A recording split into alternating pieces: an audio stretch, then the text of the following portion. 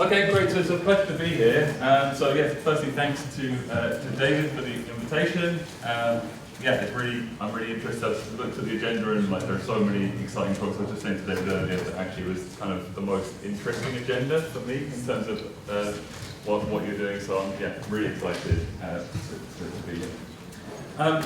So yes, I've been working with IBM Research for the past maybe 8 years now. I started as a data scientist, started working more and more around geospatial data, and the last kind of 4 or 5 years we've had a big push around climate sustainability. My main interest is more around maybe developing the tools and the technologies, but I work very closely with the teams who are actually developing kind of the algorithms, the methods, and the domain applications. So here I'm going to touch on kind of a whole range of things. Mostly, the majority of the time will be around foundation models. So this is some work we've been doing in collaboration with NASA the past year. And I'll talk both about the methods and the data set that we're using, as well as some of the downstream applications.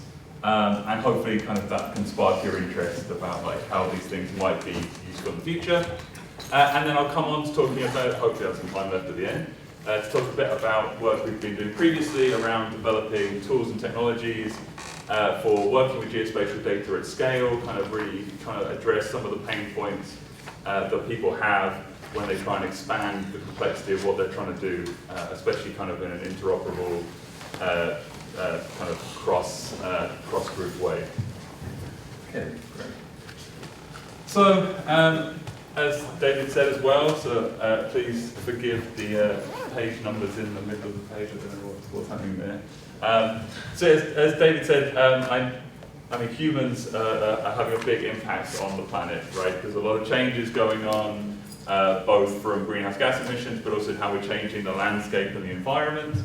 Data and compute are really kind of crucial tools that we have, right, that allow us to monitor what's happening, to potentially forecast what we're doing, and that's kind of the first step on a road to adaptation and mitigation of some of these changes, right?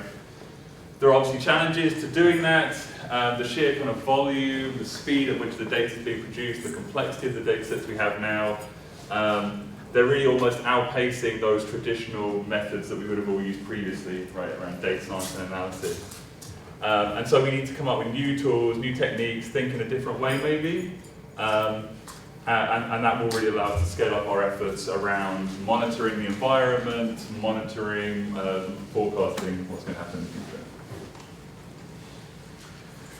So, so I should probably just say that one of the ways that we've been thinking about this in IBM and in our collaborations with SDFC and other partners over the past number of years, and thinking about how can we address some of these different pain points and these different challenges. And we had this really great opportunity this past year to work with NASA to start developing the first Geospatial Foundation Models. So probably before I start, a foundation model that you're probably all aware of is something like ChatGPT, right? So that's in the domain of language. So the idea with these foundation models is that you take a large amount of data, so in ChatGPT's case it's text, but there are different examples starting to happen in different domains. And instead of the traditional way where we would come along, we have a big set of labels and a training data and then we can train our networks, it allows you to have models which train themselves basically, to learn and understand what's happening in the data. So the data set that we chose to start with is around remote sensing. So this is satellite imagery. Obviously there are massive amounts of satellite imagery being collected all the time. There are lots of really high quality, high resolution data coming in from commercial companies, but in the spirit of open science and collaboration, we decided to focus on openly available data. And the kind of highest quality openly available data out there at the moment is this HLS data. So this is the harmonized Landsat and Sentinel-2 data. So this is a data product curated by NASA, pulling together data from the NASA Landsat missions and the ESA Sentinel-2 mission. This has a combination of reasonable resolution, so Sentinel has like 10-meter resolution, Landsat has 30 meters, so the combined HLS is 30-meter resolution, and it has a revisit time of between 1 and a few days, right? So it's fairly good temporal resolution, reasonable spatial resolution, especially if we're thinking about monitoring at a large scale. So the HLS dataset, as I said, they brought together the data from these two different missions. In order to do that, they had to then harmonize them, right? So they made sure that they were applying the same set of corrections to the data. They adjusted the bands so that they match, so that the bands you see across the full dataset are the same. Align the resolutions and the tiles and everything. And so you have this nice, consistent dataset stretching back to 2013. Which gives us good repeat visibility of all different places across the globe at reasonable resolution. So this is kind of like the perfect data set for us to start when we want to build these large models, right, and give them a good set of data. Okay, so just quickly, this is a large set of data, and we need to figure out which bits are going to be good for working with. Any of you have worked with satellite data in the past, especially optical data, so like RGB visual data. You know there are lots of challenges, right, working with that. So this is just an example tile that you might get back from HLS, right? There's a bit of data, a bit of the tile where there's no data, right, because the satellite's been kind of traveling up that way, or the other way. You then, even within the bit where you have data, right, you have lots of areas which are really good, but then you obviously have clouds, which for optical imagery are kind of obviously a blocker. So what we do is we then can prepare a data set to feed in and train these foundation models, right? So the way that we do that, I mean, you could obviously take all of the data, right, maybe mask out the bad bits, and you could feed it all into your model. That would be incredibly computation intensive and probably unnecessary, right, because you don't need all the data to capture all the features in the data. So we can do things, we have teams who have been thinking about this and developing techniques for intelligently sampling the data sets. So you can see, I mean, so this is an example for the US. They have different regions based on like a range of like land and climate, like environmental parameters, and you can kind of classify the different areas, and then you can drive your sampling of the data set so that you produce a pre-training data set which is kind of diverse enough to capture all the different environments that you might have. Okay. So obviously we can prepare all this big data, and we have this really nice data set to work with. Just coming back to the idea of kind of foundation models and how we've got to this point, right? So obviously, way back when we first had some data and we had computers and we could start to develop these systems, you would have expert systems, right, where you would have like a set of rules to kind of govern what was happening. Then once we started to have lots of data, we could start to do machine learning for real, right? So in this case, it was obviously much better than these expert systems because we were learning the rules, right? But at the same time, we also needed to have kind of to do a lot of work on the data to do the feature engineering, to start having labels and all those sorts of things. Then a couple of decades ago, right, we had the advent of deep learning, and this was really a big game-changing thing because we could then, instead of having to come up with what are all the engineered features that we need to tell us about the thing we're trying to find, we could actually just learn those features, right? So you could have a neural network, you could feed in the data, you could give it the labels, and then it would learn the representation, basically. The big problem there, though, is those still very heavily relied on having labeled data, right? So you needed to have a big data set to go in and a big set of labels, whether that was pictures of cats that you'd labeled, or if it was language that you'd annotated, or whether it was satellite imagery where you picked out all the, I don't know, the planes, or you'd drawn around all the fields, or whatever it was. So then over the last few years, we've had, as I said, the advent of foundation models, this whole idea of self-supervision in model training. And as you're all aware, kind of language has been the place where it's first really found its niche with things like ChatGPT, right? So you can just give it a big corpus of data, and then it has techniques for basically learning itself about all the different features and the representations within that data set, right? So in the case of language, it'll be things like how sentences are constructed, how words are constructed, how different elements of language relate to each other, right? And so we now want to start using those sorts of techniques and use them in a different domain. And one of the big kind of advantages there is you don't need this massive labeled data set, right? You don't need that. You can train these models, they learn from themselves, and then you basically tweak the model at the end with a much smaller training data, like labeled data set that you can then use for your applications. Okay, so how do we do that in geospatial data? Okay, so we have our input images, and actually I should probably first say there are kind of two pieces here, right? The first piece is what we would call the pre-training step, right? So this is where the foundation is doing like learning itself, right? Teaching itself, and then this bit along the bottom is then what we can do with that once we've pre-trained it, right? So this is what we would generally call like fine-tuning, right, or customization. And yeah, sorry, these are cut off for some reason. So the way we would do that for remote sensing data, at least, would be to use a technique called masked autoencoding.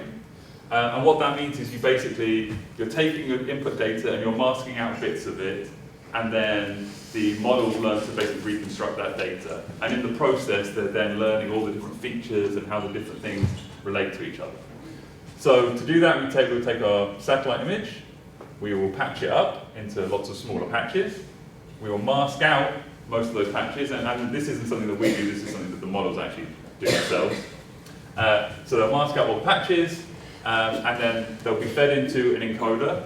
And the encoder is the piece of the model which then will actually kind of encode, it will learn those different features and those different representations. And then we have the decoder, which is then the bit which learns how to, from those features, reconstruct the actual images. Right? So you can then reproduce the original data. And so the pre-training step is basically doing this, and it gets better and better and better at reconstructing the images, and in doing so, then the encoder is understanding all those features and all that underlying information in the data. So the nice thing with foundation models is, right, that is all with no labels, right, we've just prepared a training data set and it's gone away and it's learned itself. So what we can then do, right, is we can then take the encoder, right, we can take the encoder from that first model, and we can then take off the decoder head and we can attach new heads to do different downstream tasks. Okay, so we could put on a new head which would do classification, right? So it might be looking at what is it I'm seeing in this image, right? You could have a different head which would do segmentation, right? So it would take the image and it would split it up and do maybe semantic segmentation where you have different classes for different pixels in the image, right? You could do object detection, you can do change detection, you can do regression, right? One of the examples I'll show later is actually predicting a value for every pixel. And so you're basically taking the same encoder, which you've done all the kind of heavy lifting and pre-trained, and you'll then have a much smaller labeled data set, which can then really actually kind of be used for different applications and speeds up all these kind of downstream applications massively. So this is kind of the same, so showing the same thing. So we take these the input data. So in the case of remote sensing, this is multispectral, right? So it's multiple bands. I think we're training on 6 or 7 bands at the moment in latitude and longitude, and then also multiple time steps, right? So I think at the moment we've been training with kind of 3 time steps, but in other applications, in other domains, we could actually train with like kind of bigger, larger numbers of data sets to capture the kind of the time series nature of some things, right? So this work, everything I'm showing today is kind of all around remote sensing, around satellite data. We also have teams who are working with weather and climate to try and build foundation models around weather and climate. So in that case, the time series element is then obviously a much bigger thing. So we use vision transformers kind of in the background, and teams are also exploring other different techniques and architectures that they can use.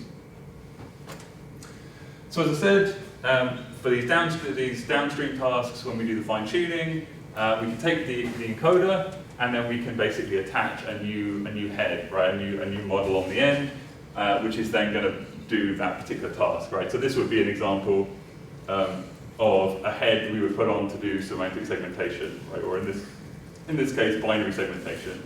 So this is an example, particularly for flood, right? So you feed in a satellite image, and there's like the river and some flooded areas, and then it goes through the model, and then you would basically make a prediction: is it flooded or is it not flooded?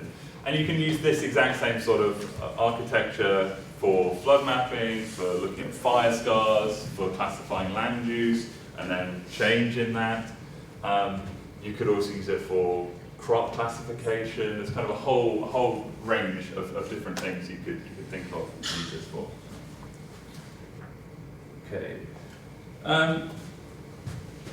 So yeah, I guess I can skip over that slide.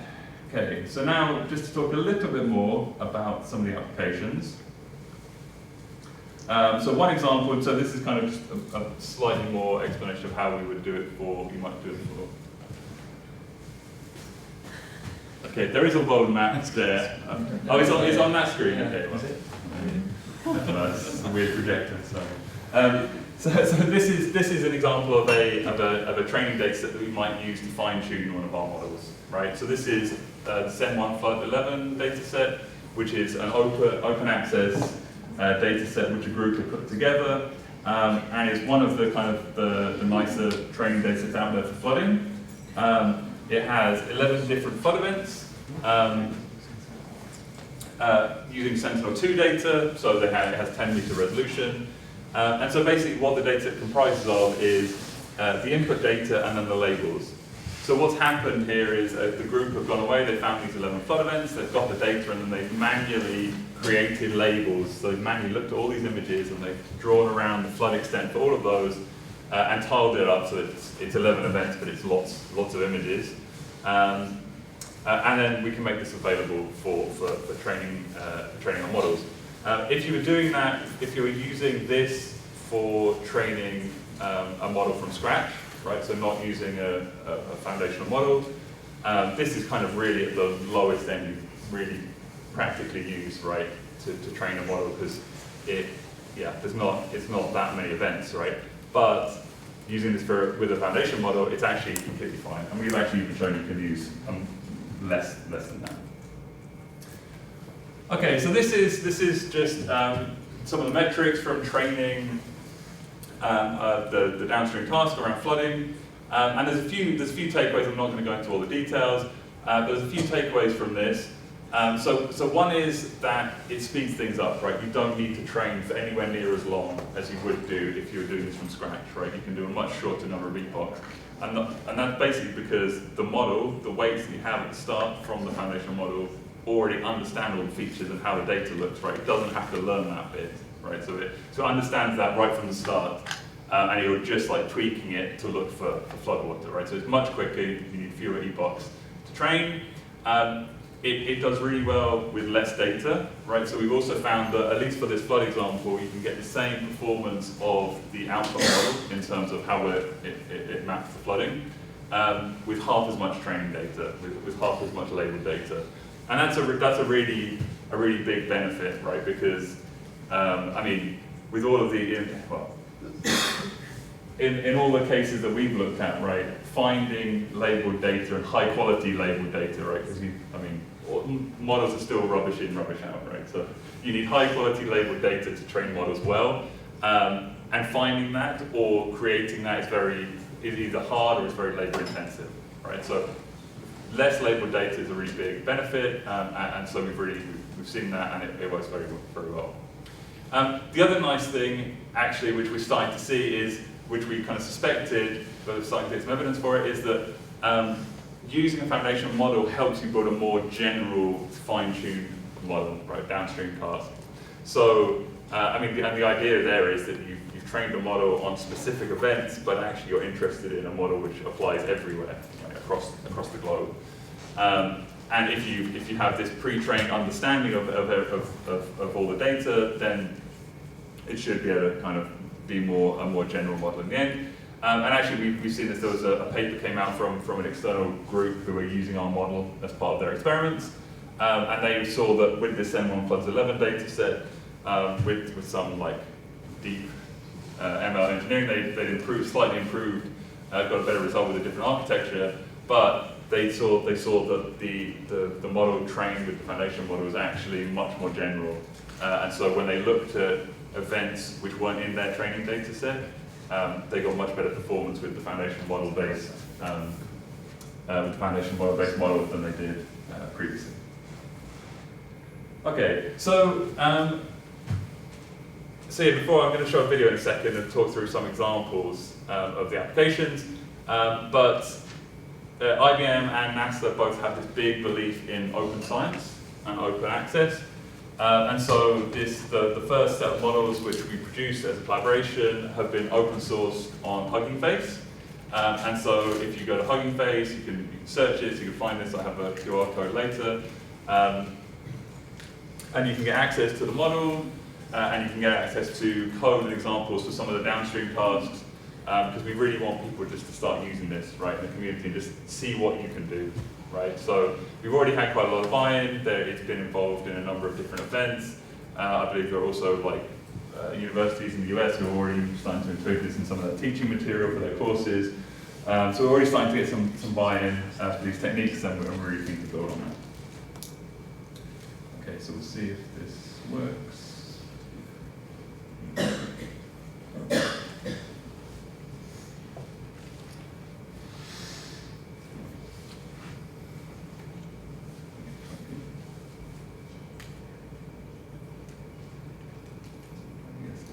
Okay, great. So I'm gonna just walk you through kind of I think three use cases that we have for some of these downstream tasks. So the first one, so this is running in a platform that we're building to kind of make it easier to use these things. So the first use case that we're going to look to, well, in the video they're explaining how you get data in there. So the first use case is going to be looking at Kenya. So Kenya, they have a big program and a big aspiration around reforestation, right? So they've had lots of problems with deforestation in the past, and so they're putting in a big program to plant a massive number of trees and protect their forests. They even had a national holiday, I think a couple of weeks ago, where everybody got the day off to go and plant trees. It was really nice. Okay, so now we're zooming into Kenya, and we're going to look specifically at the highland regions, which are kind of the water tables in Kenya. So I think it would be really slow. Okay.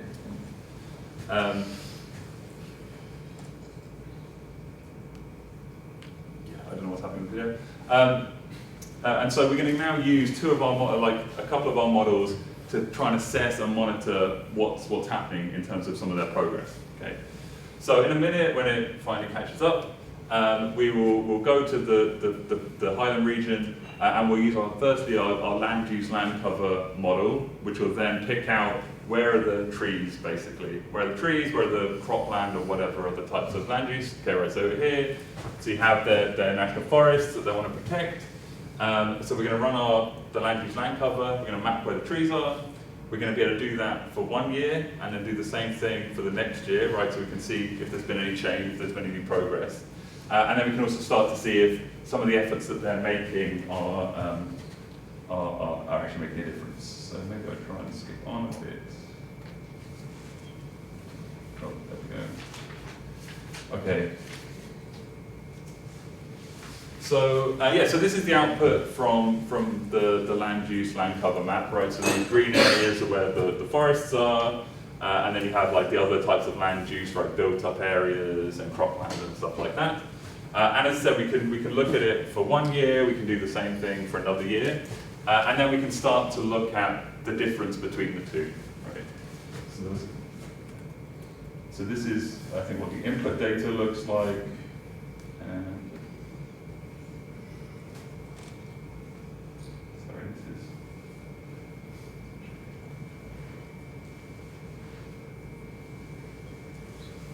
Okay, we'll just be patient. So we'll be able to then, in a minute, see what the change is, and so you'll see there will be some green areas where there is more forest, right? So there's been reforestation, and then there'll be red areas where there's been deforestation, and we'll see, and then once we've looked at that, the Kenyan government will also try to protect these forests by building a border fence, like a perimeter fence around the park. And when it comes up, you'll see there's a line kind of all the way around the park. And we can see, and we'll see that actually there's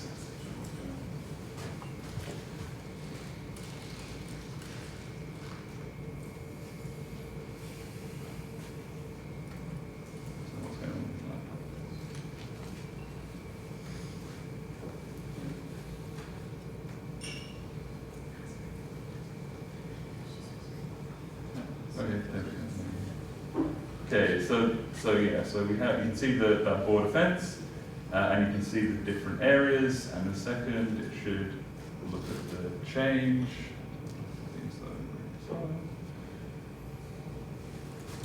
And actually, so what you see here, so we have the red areas, which is where they've had deforestation, you have the green areas where they have new forest, which is really good. And so it looks like here, they've got a problem this side, and they're doing really well this side.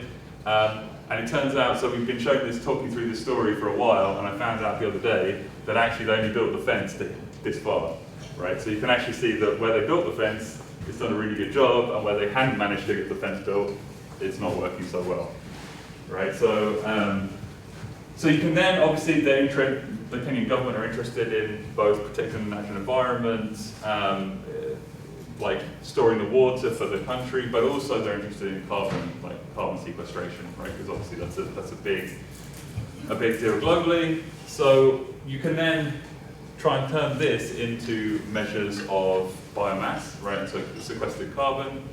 And so one of the other models which should eventually play is the above ground biomass model, right? So in this case, we're using the same foundation model, but we're training a downstream task which predicts the amount of biomass for every pixel, right? So this is trained using the Jedi data from NASA as a labeled data set, and then makes a prediction for the biomass for each pixel.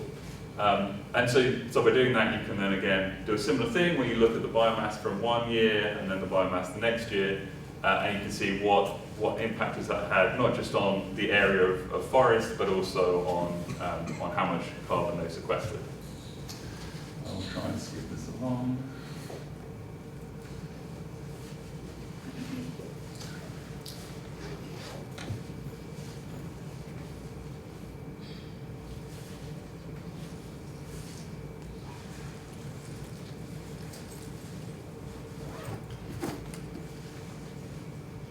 So the next example, which we'll come on to in a second, I hope,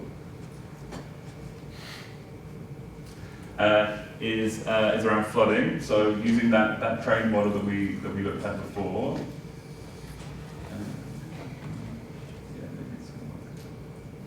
Yes. Okay. So this is the next example is around flooding in, I think, a particular flood event in Vermont. So.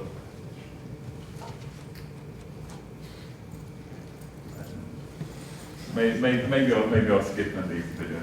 So the other examples that you would have seen would have been around a flood event in Vermont. So the flood model would pick out the areas which were flooded, and then we can also map the areas which are permanent water.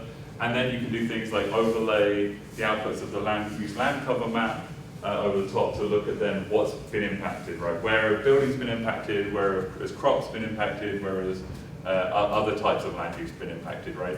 And this is just an example where you can imagine doing much neater things where you overlay, say, building footprints or infrastructure, and you can then really start to, in detail, look at the impact of these events.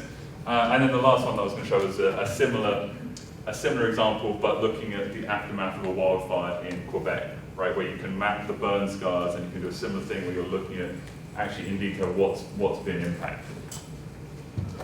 So if I can get this.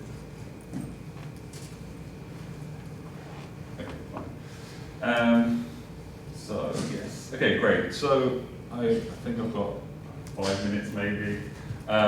So that's kind of the work that we've been doing the past year, working with NASA, trying to use some of these new concepts around foundation models to kind of build methods for scaling up what we can do with satellite data in the first instance.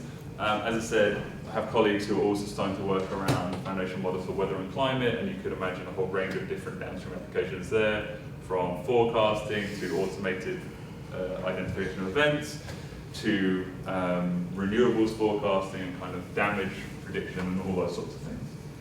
But I wanted to take a few minutes at the end to just touch on some of the work we were doing before we started working on foundation models, which was all around kind of the pain points of working with geospatial data at scale, and especially in the kind of the context of climate and sustainability, and building tools and technologies around that. Right? So I probably don't have too much detail to go into it, but just to give you a kind of a flavour. So the question that you'd be trying to address here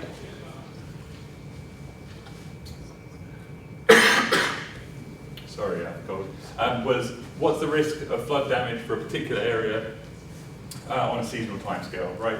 So this is kind of the workflow you would want to set up, where you start with a big geospatial data store. You need to find some events, some candidate flood events to validate against. You would need to get the ground truth from those events, so run some AI models to get you some nice ground truth. You would then need to calibrate your models, right, and tune them to work for your local area. You would then need to take those tuned models, operationalize them, do things like run ensemble forecasts, connect them to damage models, right, to actually look at what the impact is, calculate metrics from those, and then have methods of actually sharing that, right, getting that out there, because it's not much good if you just do it on your laptop and then how you share it with people. So there are a number of pain points for doing that in kind of with traditional ways of working, right? Everything from data gravity, right? Some of these data are massive and they reside in repositories all over the world. Needing the right type of compute, right? If you're running AI models, you probably want GPUs. In the future, who knows, maybe we want quantum processors and AI accelerators, I don't know. So you need the right compute. Then for doing calibrations, right, you need the tools.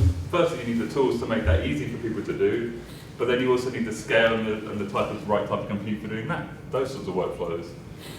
Once you have that, again, you need to run those deployed models firstly, you need to run them in an easy, user-friendly way, but then you also, again, need the scaling of the compute to run these large ensembles of different models. To then do things like look at the damage, you need to connect the different models together, right? So you might have a hydrologist who has the best flood model, but then you've got somebody else who has a model for calculating damage from that. How do you connect them together so it works kind of seamlessly? And then you also need like kind of a nice user experience and a route to disseminating some of these ideas in an easy way. So we were building this set of tools called Geo AI, or the Geospatial Discovery Network. The name might go away soon.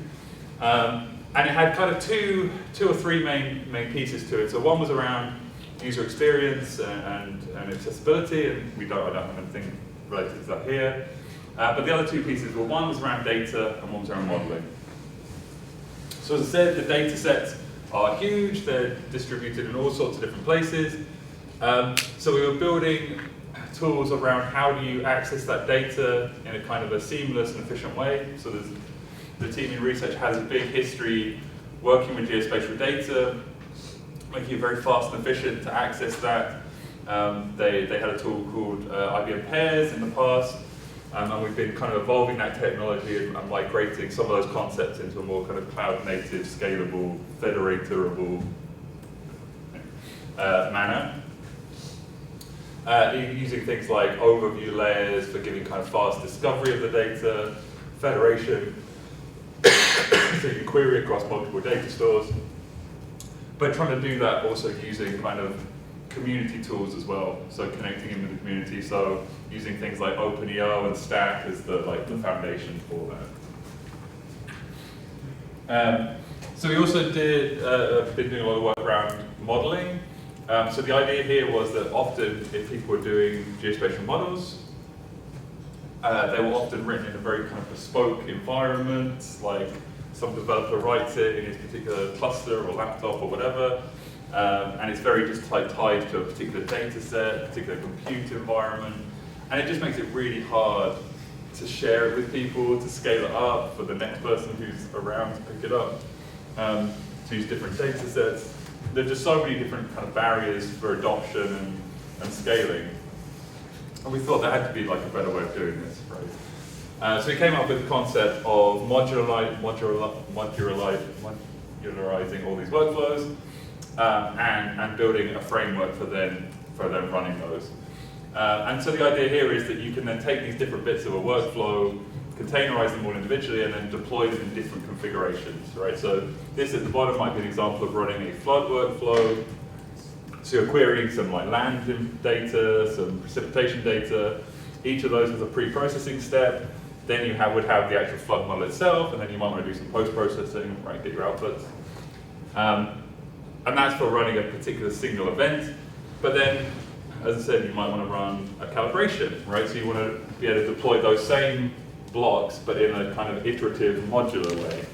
Or you might want to then run an ensemble model, right? So you want to take those same blocks and you deploy it in an ensemble way, and do that efficiently, right? So you're not like replicating compute that you don't need to do. And so we built out this framework. It does things like has catalogs of workflows and all these things. And to basically set up these different kind of configurations, or you would have a workflow definition where you just basically are moving the blocks around, rather than having tons of code, like tons of new code, or having to actually change the things you go to together. So an example of how we might use that, again, this is a particular one around flooding and flood risk. So you would have a range of different data sets come in, right? So elevation, land use, soil, right? All important for the hydrology. Precipitation as the water input into the models. And they would all feed into the model, in this case a pluvial model, and give you an output map. But as I said, you obviously want to calibrate those models because there's lots of little values and numbers that you can tweak in the models. So to do that, you need to have some ground truth. And so here, this is where we can then employ our AI models to map the floods from satellite data. So you can do that, you can map the flood extent, you can then calibrate against the flood model to give you maps, to give you risk maps. One of the other nice things about having this modular framework is that you can take this workflow and then you can just bring along your module which does the impact calculation, right, the damage assessment, right, and you can just plug on the end and have that feeding into it. So you can really just make these things flexible, scalable, just use different data sets to drive them. It's very, very easy.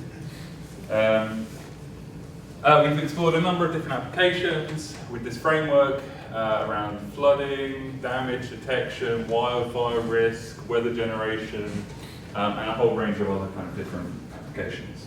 So renewables forecasting, people have done various different things.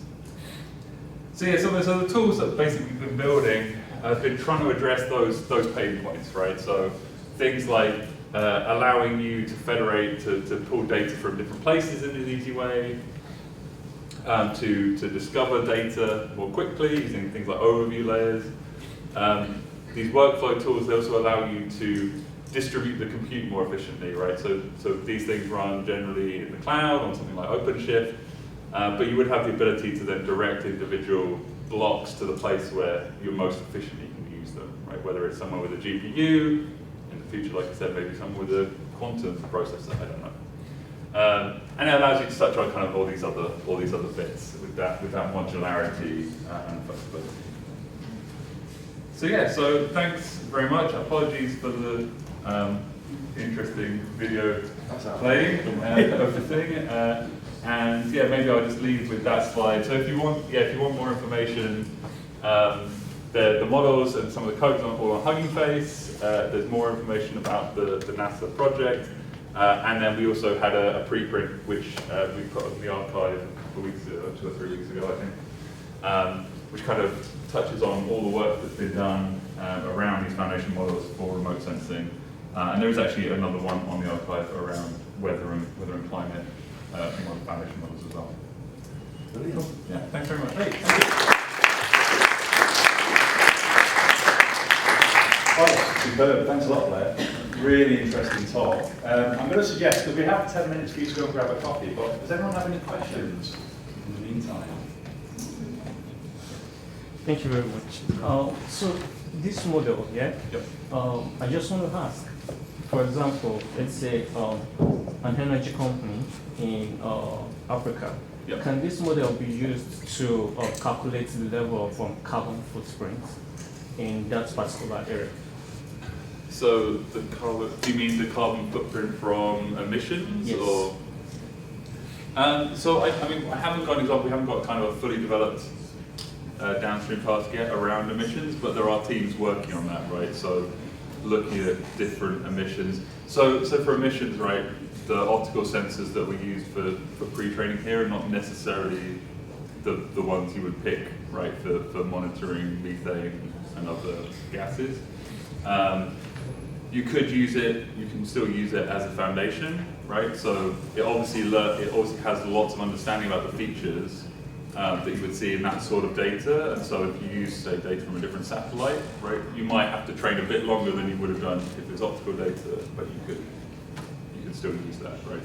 So people are looking at that about training downstream tasks for that. Richard?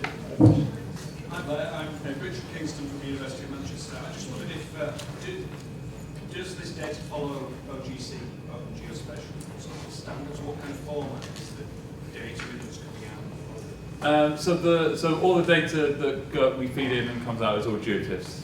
So they're all cloud optimized GeoTIFFs, Yeah. right? So it would conform to most of those standards, right? And I mean, I don't know exactly, but I assume that the HLS data that's going in from NASA conforms to that standard. Just thinking in terms of something interoperability as well. What you want to do Oh, is sure. the outcomes, but then lots of it. Yeah, exactly. And we're doing that, right? So as I was talking before about like putting maybe a module for damage, like assessment, right? Based on that, we're already starting to work on that, translating the outputs of those inference tasks into like real world impacts, right? Because obviously you get nice pictures out of the model, but they're not always what you want in the end, right? So you need to translate it. So yeah, interoperability is super important. And, yeah, we will strive for that.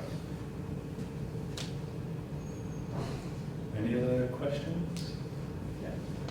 Yeah, hi Beth, I'm at the University of Leicester just doing PhD now. I just wanted to ask, I'm assuming there's a lot of raw data that's needed to be ingested into these foundational models.